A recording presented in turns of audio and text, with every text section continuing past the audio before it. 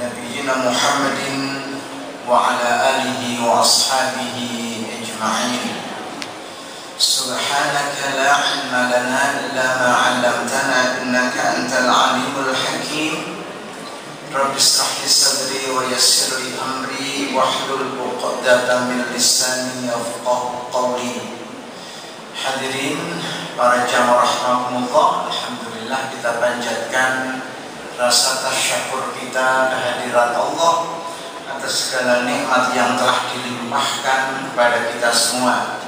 Allah Subhanahu wa taala masih berkenan memberikan kesadaran, memberikan kekuatan untuk tetap istiqomah di dalam ketaatan kepadanya. Mudah-mudahan semua amal ibadah kita khususnya di bulan Ramadan ini diterima di sisi Allah Subhanahu wa taala.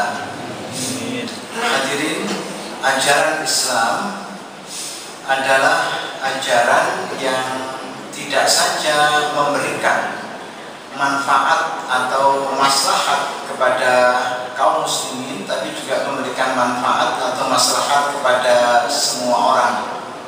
Karena memang sisi humanisme di dalam Islam sedemikian kuatnya. Salah satu karakteristik tasyri' Islam atau salah satu karakteristik syariah Islam adalah liri'ayati masalihin nasi jami'an, untuk menjaga, untuk merawat kemaslahatan manusia semuanya. Jadi kalau kaum muslimin menjalankan ajaran agamanya dengan sebaik-baiknya, maka dampak yang ditimbulkan itu tidak saja mengena kepada orang-orang beriman, tapi juga mengena kepada semua orang dalam arti manfaat dan maslahatnya tadi. Salah satu ajaran penting dalam Islam yang kami katakan tadi manfaat dan maslahatnya itu mengena kepada semua orang adalah ajaran ihsan. Dalam hadis Nabi dikatakan al-ihsanu an ta'budallaha ka'annaka tarahu fa illam takun tarahu fa innahu yaraka. Ihsan itu kamu beribadah kepada Allah seakan-akan kamu melihatnya bersimpuh di hadapannya, atau kesadaran rohani kamu beribadah kepada Allah di mana Allah melihat atau mengawasi dirimu. Para ulama menjelaskan bahwa itu adalah ihsan fil ibadah. Ada juga ihsan fil amal, yaitu memberikan manfaat atau maslahat kepada sesama manusia tanpa atau sama sekali tidak mengharap balasan dari orang-orang yang dia tolong atau dari orang-orang yang dia bantu. Ia semata-mata mengharapkan pahala dari Allah. Pada saat yang sama husnudzon billahi ta'ala, bersangka baik kepada Allah bahwa setiap kebaikan yang kita lakukan pasti akan mendapatkan balasan kebaikan dari Allah. Karena itu merupakan janji Allah di dalam kitab sucinya, hal jazaul ihsani illal ihsan. Tidak ada kebaikan kecuali dibalas oleh Allah dengan kebaikan juga. Nah, ada satu ayat dalam Al-Quran yang seringkali dipergunakan oleh para ulama untuk menjelaskan konsep ihsan fil amal. Di dalam kitab-kitab tafsir misalnya yang disampaikan atau yang dipaparkan oleh dalam tafsir Al-Baydawi terkait awal surat Al-Insan, diriwayatkan bahwa keluarga Nabi Shallallahu Alaihi Wasallam mendapatkan ujian dari Allah. Dua cucu beliau, Al-Hasan dan Al-Husain, sakit demam, panasnya tinggi, sehingga dua orang tuanya, yakni Ali bin Abi Thalib serta Fatimah putri Rasulullah Shallallahu Alaihi Wasallam, bernazar, jika anakku sembuh dari sakitnya, saya akan puasa 3 hari berturut-turut. Disebut puasa nazar. Dan pada perkembangannya, kedua cucu Rasulullah ini sehat dan sembuh dari penyakitnya, maka dijalankanlah puasa nazar tadi. Hari pertama menjalankan puasa itu dilakukan dengan sebaik-baiknya. Menjelang berbuka disiapkanlah makanan. Tiba-tiba ada yang ketuk pintu, kemudian mengatakan, duhai ahlul bait Rasulullah, saya orang miskin yang mulai pagi belum makan, sudilah kiranya saya diberi makanan. Maka sebagian besar makanan itu diberikan kepada orang miskin yang ketuk pintu tadi. Pada hari kedua dan ketiga juga qadarullah terjadi hal yang sama. Yang berikutnya yang datang adalah anak yatim, dan yang berikutnya lagi yang datang adalah para tawanan, atau kalau dalam bahasa sekarang residivis yang belum dapat pekerjaan. Kebaikan ini kemudian menyebabkan turunnya ayat Al-Quran, disebut sebagai sebab nuzul. Yufuna bin nadhri wa yakhafuna yawman kana syarruhu mustatira wa yud'imuna at-ta'ama ala hubbihi miskina wa yatima wa asira. Innama nut'imukum liwajhillah la nuridu minkum jazaa'a wala syukura. Yufuna bin nadhri, mereka tunaikan nazarnya. Wa yakhafuna yawman kana syarruhu mustatira, mereka takut akan suatu hari yang huru-haranya merata, maksudnya adalah hari kiamat. Wa yut'imuna at-ta'ama ala hubbihi, mereka berikan makanan yang masih dicintainya. Bagaimana tidak dicintai, karena makanan itu akan dipakai untuk berbuka. Miskina wa yatima wa asira, kepada orang miskin, anak yatim dan para tawanan, sambil mengatakan innama nut'imukum liwajhillah, sesungguhnya kami memberi makan kalian itu semata-mata mengharap ridha Allah. La nuridu minkum jazaa'a wala syukura, kami tidak inginkan dari kalian balasan atau sekedar ucapan terima kasih. Nah, inilah yang disebut sebagai ihsan, ya, memberikan kebaikan kepada seseorang tanpa berharap balasan. Hatta ucapan terima kasih pun dia tidak berharap. Kalau yang ditolong bilang terima kasih, ya baik, artinya dia menandakan orang baik. Kalau ia tidak ucapkan terima kasih, ya tidak apa-apa, karena tujuan kita menolong orang itu bukan karena ingin mendengar ucapan terima kasih. Sekiranya itu tujuannya, akan tentu sangat disayangkan, ya, karena kita memberikan pertolongan kepada orang karena hanya ingin mendengar ucapan terima kasih. Soal dia terima kasih atau tidak terima kasih, itu urusannya dia dengan Allah. Urusan saya adalah membantu menolong sesama manusia. Hadirin, kami ingat ya, waktu masih sekolah dulu, waktu itu ujian bahasa Arab, ustadznya memberikan satu soal tarjim ilal lugha al-Indonesia, terjemahkan kepada bahasa Arab. Soalnya itu adalah waqafa talibul ihsan amamal bait. Waqafa itu artinya berdiri, talibul ihsan pencari kebaikan, amamal baiti di depan rumah. Saya jawablah soal itu, pencari kebaikan berdiri di depan rumah. Tapi sama guru bahasa Arab saya di cross, salah.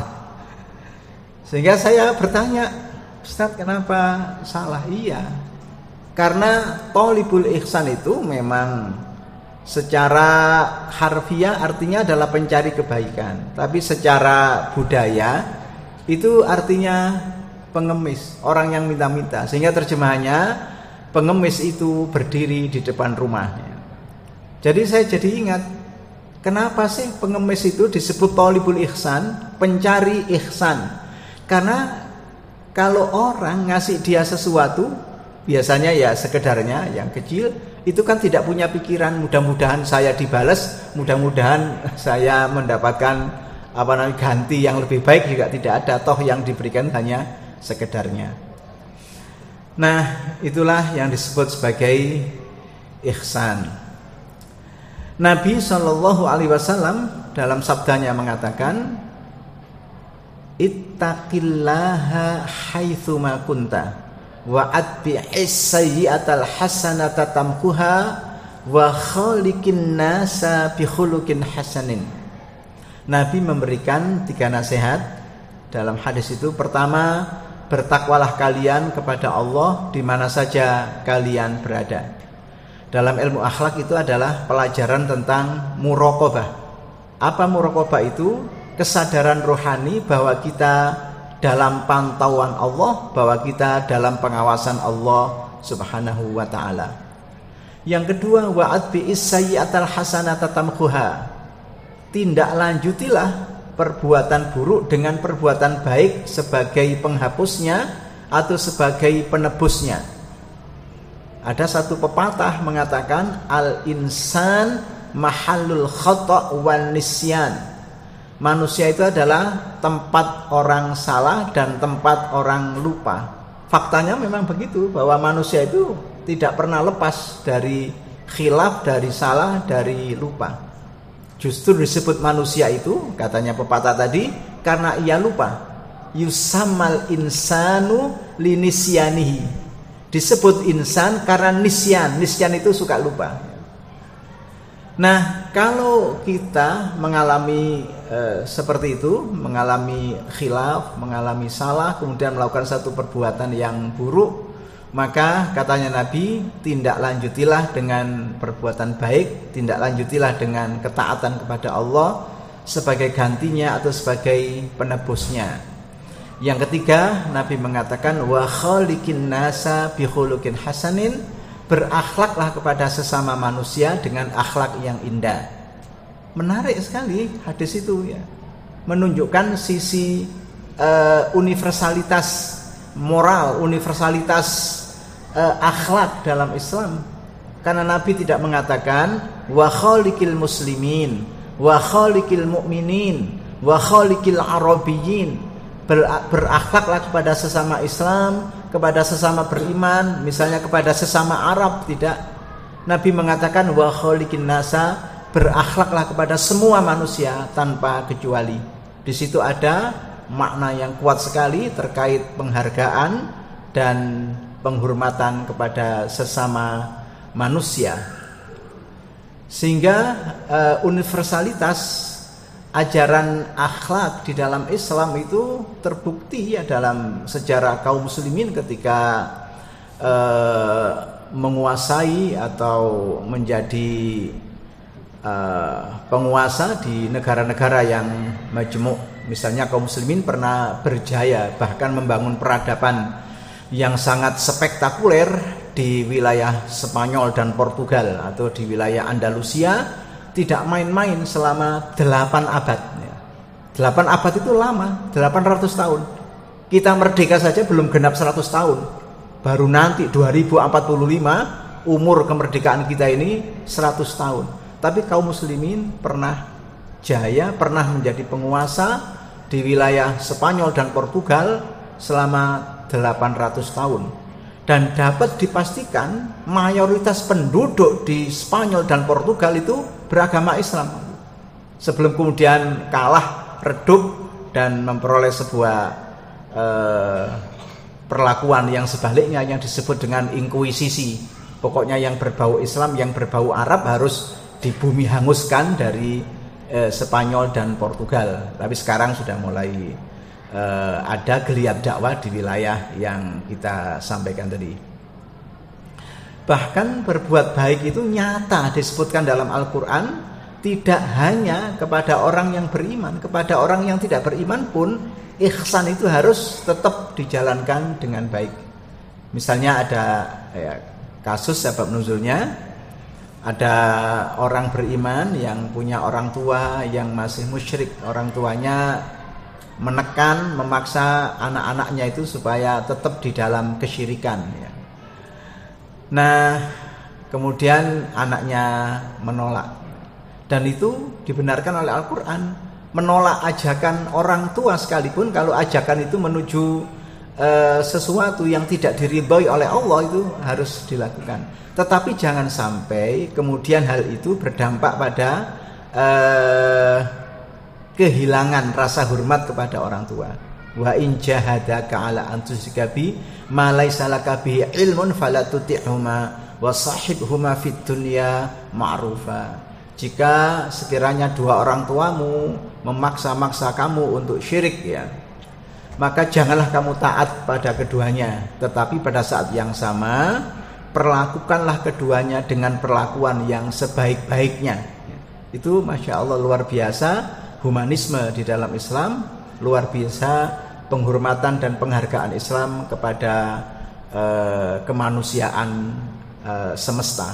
Mudah-mudahan yang kami sampaikan bermanfaat. Mohon maaf apabila ada kelebihan ataupun kekurangan, kekhilafan ataupun kesalahan. Nasrun minallahi wa fathun qarib basyiril mu'minin.